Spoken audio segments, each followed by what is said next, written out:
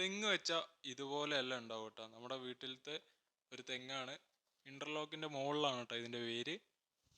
തെങ്ങിൻ്റെ താഴത്തുള്ള ഭിത്തി നമ്മൾ മൊത്തത്തിൽ പൊളിച്ച് മാറ്റി കേട്ടോ. എപ്പോൾ വേണമെങ്കിലും വീഴാനായിട്ട് നിൽക്കുന്ന ഒരു ഭിത്തിയാണ്. അപ്പോൾ നമ്മൾ മൊത്തത്തിൽ പൊളിച്ച് മാറ്റിയിട്ടുണ്ട്. ഇപ്പോൾ ഇതിൽ മണ്ണ് കൂടുതലായത് കൊണ്ടാണെന്ന് തോന്നുന്നു വേരെല്ലാം പുറത്തേക്ക് വരുന്നത്. അപ്പോൾ നമ്മൾ ഇതിലിപ്പം മണ്ണ് പാതിയോളം നീക്കം ചെയ്യുകയാണ് കേട്ടോ. ആ ഗ്യാപ്പിൽ നമ്മൾ കുറച്ച് മട്ടി സെറ്റാക്കിക്കൊണ്ടിരിക്കുകയാണ് കേട്ടോ. അപ്പോൾ ഇവിടുത്തെ പാതിയോളം മണ്ണ് നമ്മൾ നീക്കം ചെയ്തിട്ടുണ്ട്. ഇനി നമ്മൾ പഴയ കെട്ടിൻ്റെ മുകളിലായിട്ട് ഒരു പുതിയ കെട്ട് നിർമ്മിക്കാൻ വേണ്ടി പോകണം കേട്ടോ. നമ്മൾ തന്നെയാണ് നിർമ്മിക്കുന്നത്. ഇതിൻ്റെ മുന്നേ പണിക്കാർ നിർമ്മിച്ച പഴയ കെട്ടിൻ്റെ മുകൾ വശത്തായിട്ട് നമ്മൾ പുതിയ കല്ലുകൾ വെച്ചിട്ട് പോകുകയാണ് കേട്ടോ കറക്റ്റായിട്ട്. അപ്പോൾ ഇത് മുന്നേ നിർമ്മിച്ചത് കൊണ്ട് നമുക്ക് കുറച്ചുകൂടെ ഈസി ആയിരിക്കും.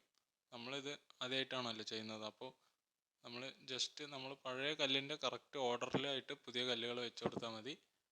എന്നിട്ട് കുറച്ച് ലേശം മട്ടി ഇട്ടാൽ മതി. അപ്പോൾ നമ്മൾ എല്ലാ പണിയും ട്രൈ ചെയ്ത് നോക്കുക കേട്ടോ.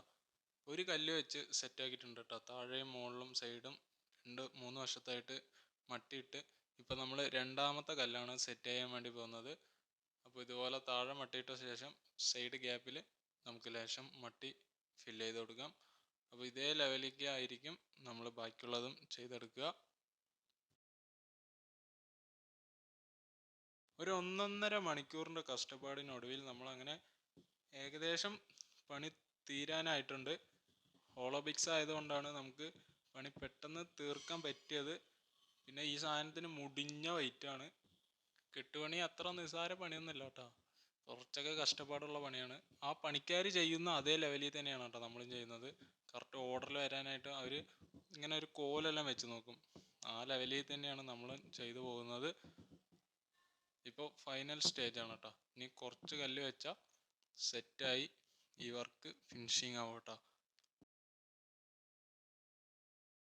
അങ്ങനെ നമ്മൾ നമ്മുടെ വീട്ടിലത്തെ വർക്കെല്ലാം ഫിനിഷിങ് ആക്കിയിരിക്കുകയാണ്. നമ്മുടെ കയ്യിലത്തെ തോലെല്ലാം ഇളകാൻ തുടങ്ങിയിട്ടോ. സിമെൻറ്റിൽ ഒരുപാട് നേരം കൈയിട്ടത് കൊണ്ടായിരിക്കാം.